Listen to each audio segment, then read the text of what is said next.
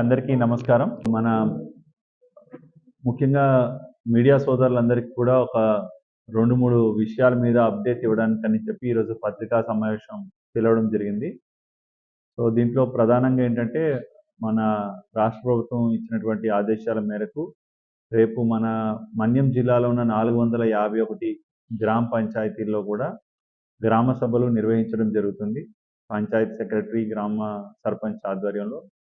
So, దీంట్లో ముఖ్యంగా ఉపాధి హామీ పనులు మరియు ఆ గ్రామ పంచాయతీలో ఉన్నటువంటి ఇండివిడ్యువల్ కానీ, కమ్యూనిటీ నీడ్స్ కానీ, మౌలిక వసతులు కల్పనకు సంబంధించి కూడా సూచనలు చేయడం జరిగింది. దాని ప్రకారంగా ఆ గ్రామ సభలు నిర్వహించి దాన్ని పూర్తిగా అక్కడ తీసుకున్నటువంటి నిర్ణయాలు డాక్యుమెంటేషన్ చేసి అది మన కమిషనర్ పంచాయతీరాజ్కి జిల్లా యంత్రాంగం తరఫున పంపించడం జరుగుతుంది.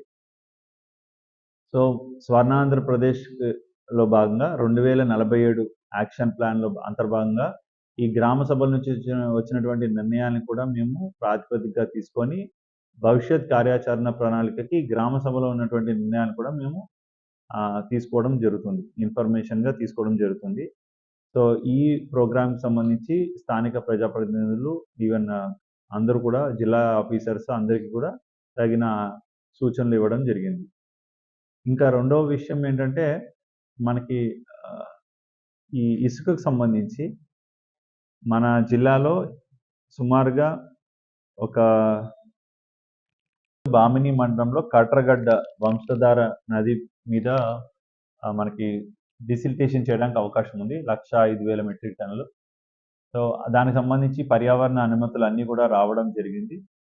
సో, మంగళవారం లేదా బుధవారం నుంచి ఇసుక సంబంధించి మనము ఆపరేషన్స్ మొదలు పెట్టడానికి మేము ప్లాన్ చేస్తున్నాము. సో, దానికి సంబంధించి మనకి ఇన్స్ట్రక్షన్స్ కూడా వచ్చేస్తున్నాయి. సో, ముఖ్యంగా ఇసుకకు సంబంధించి చెప్పాల్సిన విషయం వస్తే, దీంట్లో ట్రాన్స్పోర్టేషన్ ఇసుక పూర్తిగా గవర్నమెంట్ ఉచితంగా ఇవ్వడం జరుగుతుంది కన్జ్యూమర్స్కి. సో, దీంట్లో 2 రకాల ఖర్చులు అదనంగా వినియోగదారుడు భరించాలి. ఒకటి, ఇసుకని ఎక్స్కవేషన్ అంటే తీయడానికి అయ్యే ఖర్చు. రెండవది ట్రాన్స్పోర్టేషన్, ఇసుక స్టాక్ పాయింట్ దగ్గర నుంచి ఆ కన్జ్యూమర్ వరకు, ఇంటి వరకు కానీ, భవనం వరకు కానీ అయ్యేటువంటి ఖర్చుని మాత్రం అతను తీసుకోవాల్సి ఉంటుంది, భరించాల్సి ఉంటుంది.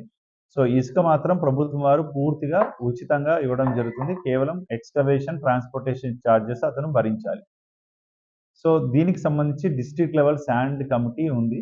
సో, దాంట్లో భాగంగా మేము ఒక ఎక్స్కవేషన్‌కి అయ్యే ఖర్చుని అంటే అన్ని ట్యాక్సెస్‌తో కలిపి ₹400 లోపు వచ్చేలాగా రేట్ మేము ఫైనలైజ్ చేస్తున్నాము. సో, ఇప్పుడు తయారు చేసిన రేట్ కొంచెం ఎక్కువ ఉంది. 430 దాకా తయారు చేశారు. ఇంకొంచెం రేటు తగ్గించమని చెప్పడం జరిగింది. అది రేపు కమిటీ వెళ్ళి ఖచ్చితంగా ₹400 కన్నా తక్కువ ఉండే విధంగా ధర పర్ మెట్రిక్ టన్ ఉండే విధంగా మేము చర్యలు తీసుకుంటాం. రెండవది, ట్రాన్స్పోర్టేషన్ ఛార్జెస్ కూడా ట్రాక్టర్ మరియు లారీల ద్వారా మనం ట్రాన్స్పోర్టేషన్ చేస్తాము. సో, దీంట్లో కూడా మొదటి 10 కిలోమీటర్లకి ఫిక్స్డ్ స్లాబ్ ఉంటుంది. 10 కిలోమీటర్లు పైన 20 కిలోమీటర్లు కూడా ఫిక్స్డ్ స్లాబ్ ఉంటుంది.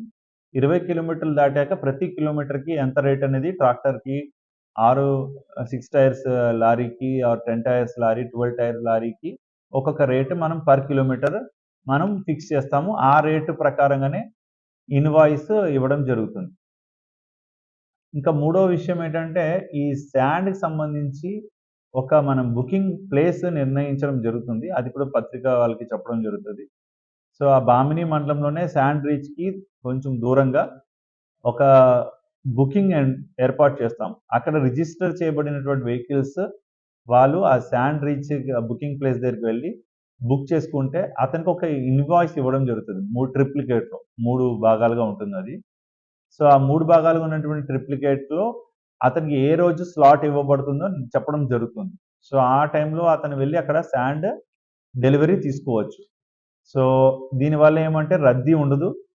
వరుస క్రమంలో ఏ రోజుకి ఎన్ని లారీలు మనము డెలివరీ చేయగలమో అన్ని లారీలు మాత్రమే అనుమతించడం జరుగుతుంది. లారీలు గానీ, ట్రాక్టర్లు గానీ. అండ్ ఖచ్చితంగా వినియోగదారుడు కూడా తక్కువ ధరకి ట్రాన్స్పరెంట్‌గా, వేగవంతంగా మనం డెలివరీ చేయడానికి అక్కడ ఏర్పాట్లు చేస్తాం బామిని మండలంలో కాట్రగడ్డ.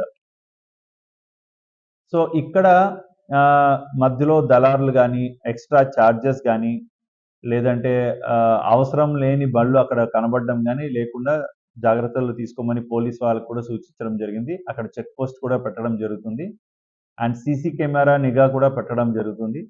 సో, అక్కడ ఏ రోజు ఏ బండి నంబర్ అక్కడ అనుమతించామో ఆ బండి మాత్రమే అక్కడికి రావాలి. మిగతా బళ్ళు అక్కడికి అనుమతించబడవు. అండ్ ఇచ్చిన వాళ్ళకి 2 గంటల ఇచ్చిన టైంలో, ఆ టైంలో వచ్చి వాళ్ళు డెలివరీ తీసుకోవాలి. ముఖ్యంగా ఏమైనా వర్షం లేదంటే ఏమైనా కొన్ని స్థానిక పరిస్థితుల దృష్ట్యా ఏమైనా డిలే అవుతే దాన్ని కూడా మనం పరిగణలోకి తీసుకుంటాం. ఏ రోజుకి ఆ రోజు స్టాక్ ఎంత వచ్చింది, ఎంత తీసుకున్నాము, ఎంత బ్యాలెన్స్ ఉందనేది డైలీ రిపోర్ట్ మనకి ఇస్తారు. గవర్నమెంట్‌కి రోజువారీ రిపోర్ట్ అక్కడ ఉన్నటువంటి ఎంఆర్ఓ గాని, ఎంపీడీఓ గాని మనకి ఇవ్వడం జరుగుతుంది. అండ్ ఇల్లీగల్ శాండ్ మైనింగ్ జరిగితే కూడా ఖచ్చితంగా మనం ఆల్రెడీ బామిని మండలం దగ్గర జరిగిందని చెప్పి ఒక ఇన్ఫర్మేషన్ వస్తే ఆర్‌డీఓ గారికి చెప్పాము. అది కేస్ కూడా ఎఫ్ఐఆర్ లాడ్జ్ చేసి ఆ వెహికల్ కూడా సీజ్ చేయడం జరిగింది. ఇక ముందు కూడా ఏదన్నా వెహికల్స్ గనక ఇల్లీగల్ శాండ్ మైనింగ్ చేస్తే we will take very stringent action. So, ఇది ఒకటి మీ పత్రికా సోదరులకు చెప్పాలనుకుంటున్నాం.